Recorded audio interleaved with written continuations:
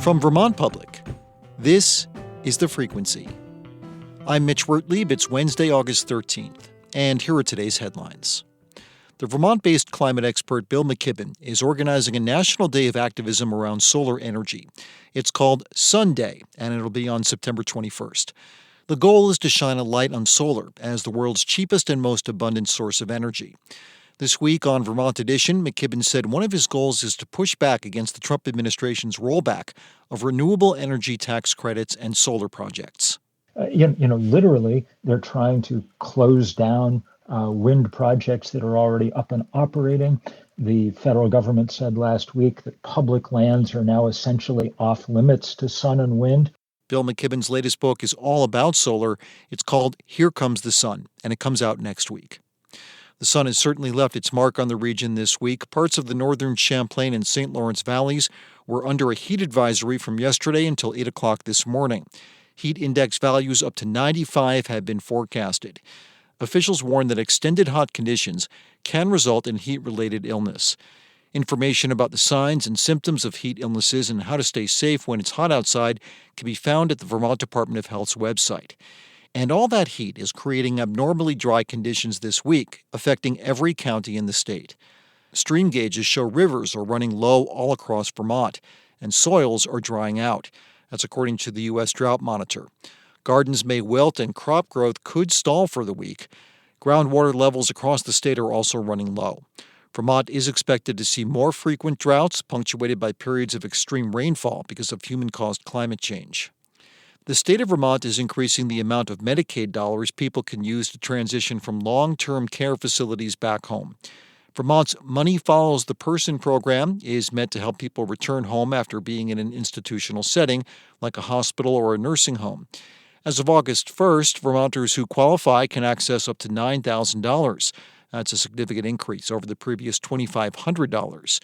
Sam Carlton is with Age Well, one of the state's 5 area agencies on aging, and he says the program is meant to help with one-time or short-term expenses.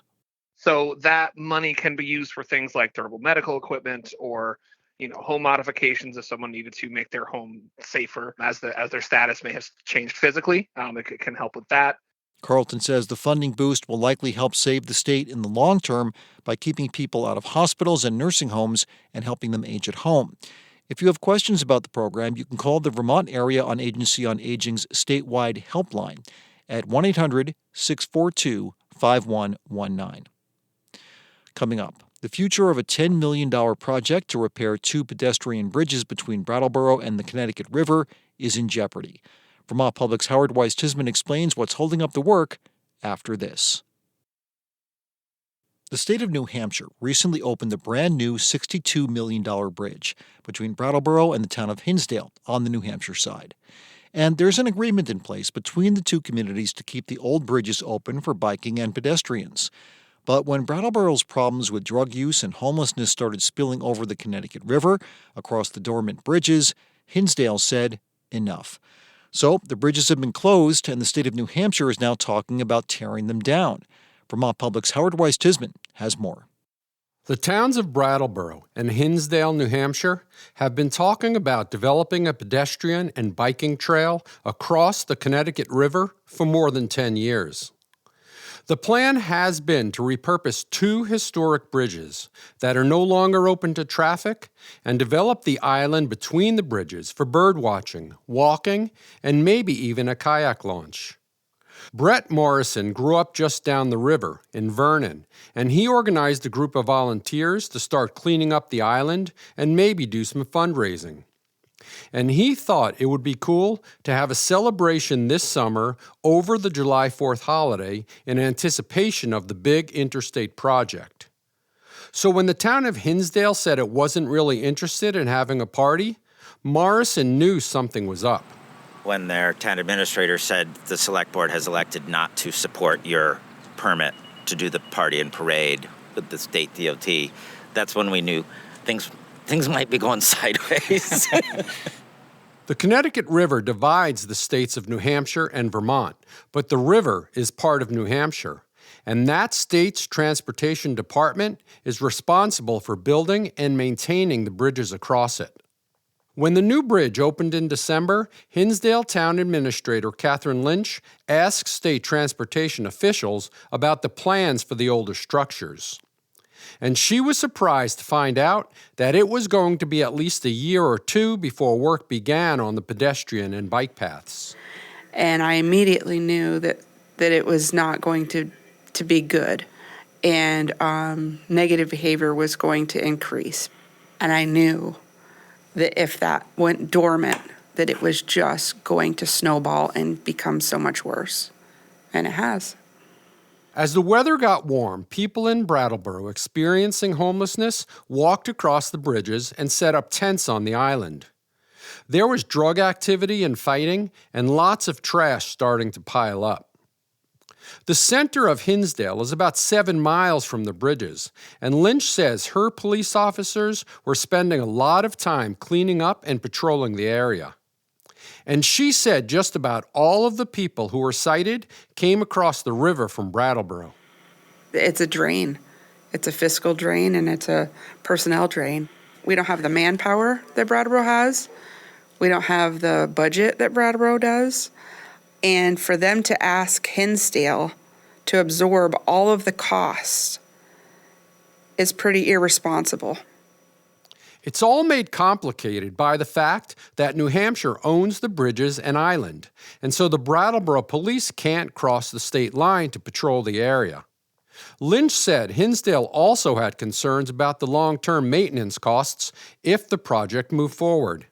So the town told the New Hampshire Department of Transportation that it would not support the bike trails, pedestrian walkway, or any part of developing the island. New Hampshire's Assistant Commissioner of Transportation, David Rodrigue, said the project's now on hold.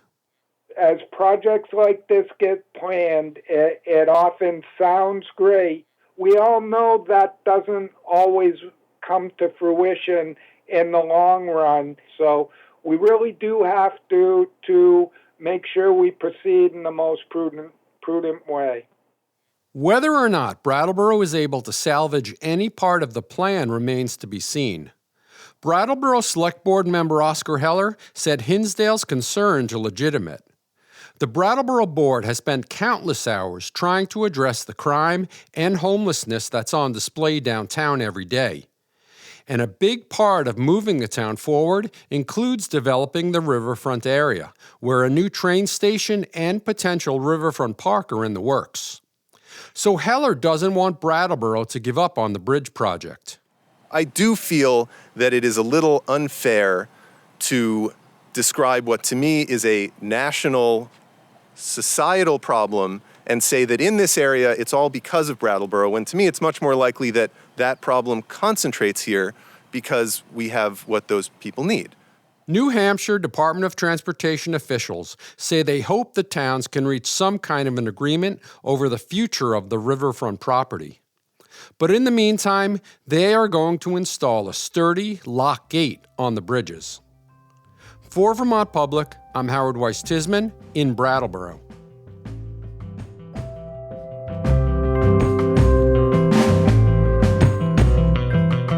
Thanks for listening to The Frequency today.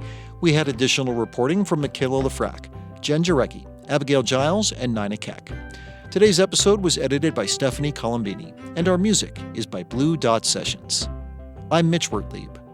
Talk to you tomorrow.